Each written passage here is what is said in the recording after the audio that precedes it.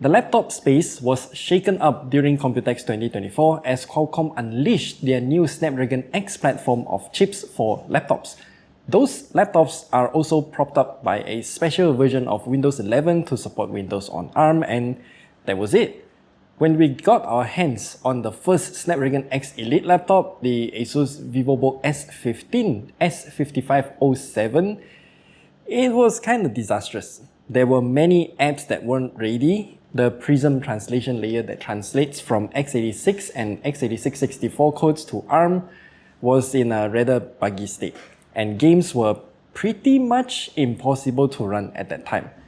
You can watch our entire review of that laptop at that time at the top right corner there. 3 months after that, we then reviewed the XPS 13 9345, which, yes, more apps can now natively run on Windows on ARM, but many things are still buggy. Games, for example, is still rather impossible to run.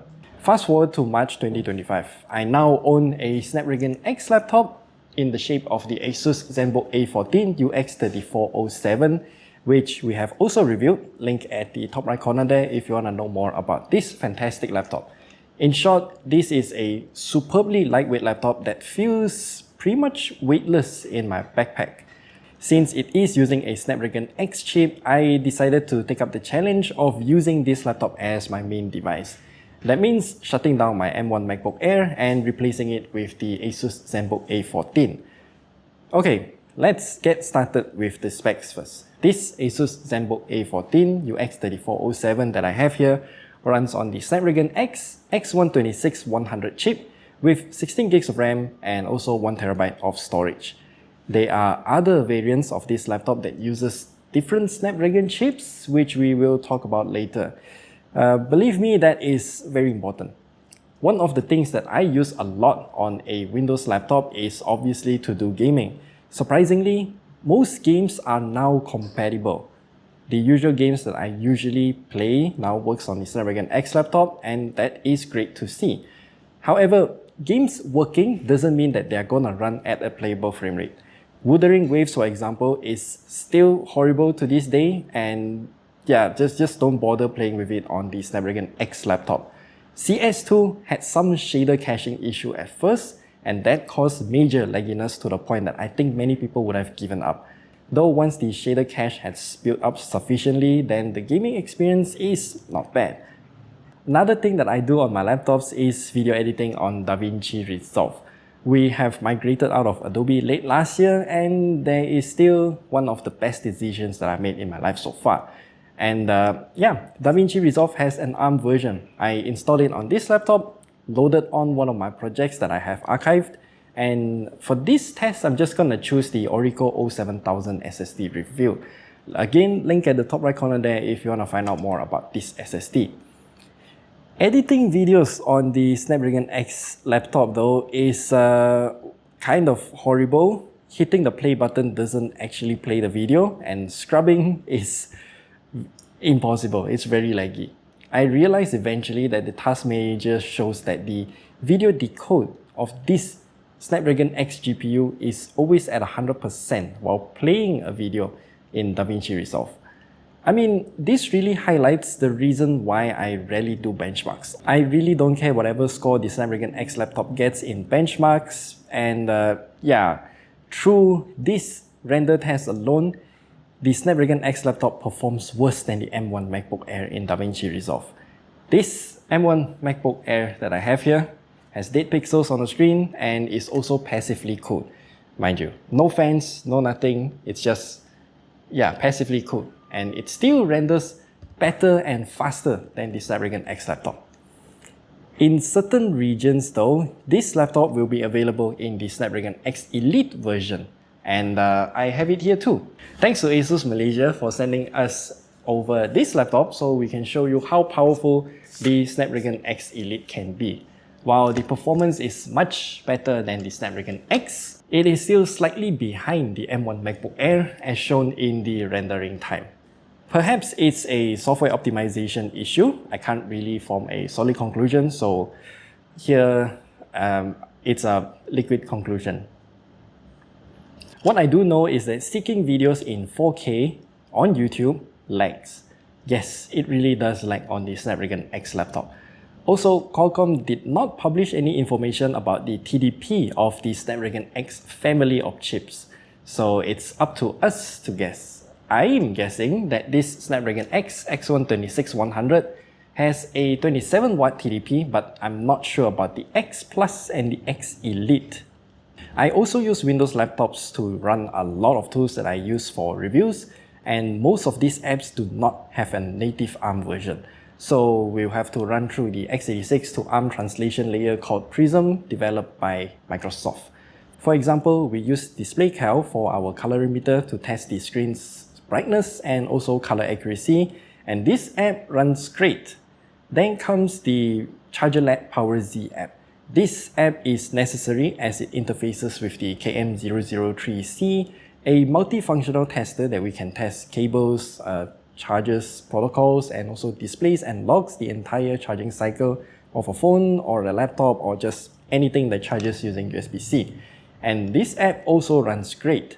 I also have a script that runs through ADB commands to install certain apps on phones that we need to use to review, and yeah, those also run great on the Snapdragon X platform. One utility that I use to send files between devices is called Local Send. They do not have an ARM version as of now, but it also works well through the translation layer, and this is a major improvement compared to what we had previously on Windows on ARM platform. Bitwarden also has an ARM version. Brave Browser, which is my current browser of choice, also has an ARM version. Even Affinity, my Photoshop replacement, has an ARM version too. All of the necessary applications like 7-Zip, VLC, Netflix also has an ARM version. And if you're still curious about the ARM app compatibility, then visit this website. They list a lot of apps that have an ARM version, including unofficial builds of open source software like OBS. If the app that you use is not on the list, then it might still work through the x86 to ARM translation layer, though there will be a performance loss and compatibility is not guaranteed.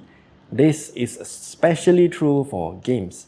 Truth to be told, many things already live inside a web browser nowadays. Major browsers do support Windows on ARM natively already, so they shouldn't be an issue. What I'm surprised by is the battery life, of course. It is impossible to drain the 70 watt-hour in this laptop within a day.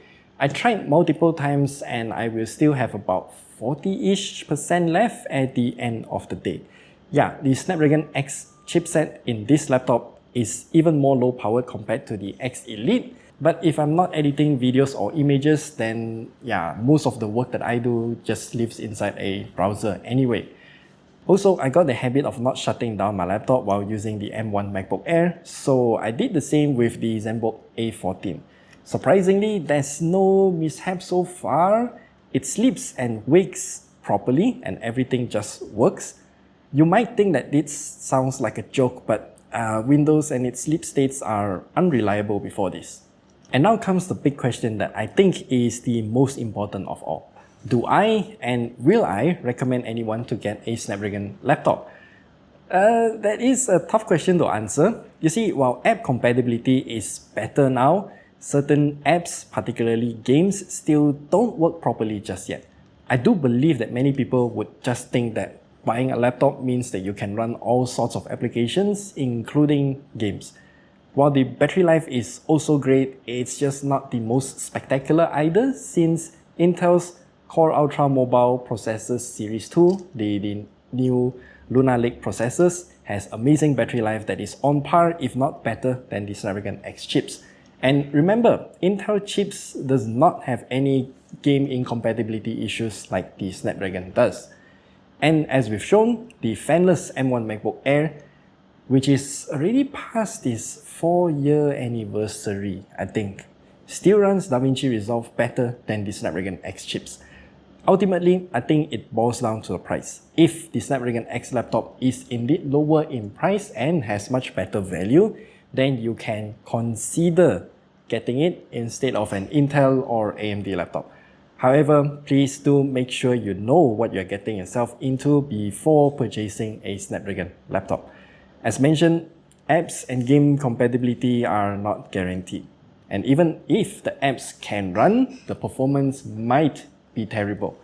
To answer the question of whether or not I'll be going back to my M1 MacBook Air, the answer is yes, because I edit videos on a laptop, and since the Snapdragon X laptop cannot run DaVinci Resolve smoothly, I have to go back to the M1 MacBook Air.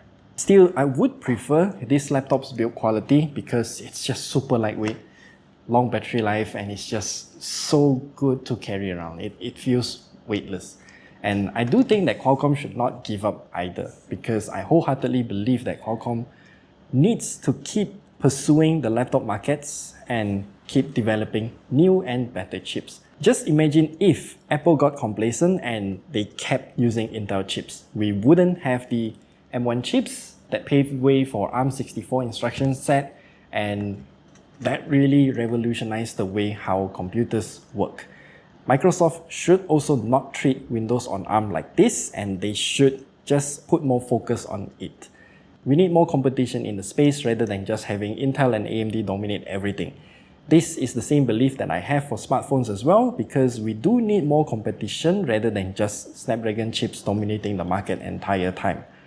And that is all that we have to share with you here today. Links to the review of the ASUS Zenbook A14 UX3407 is in the description down below, alongside with all of the other related links as well.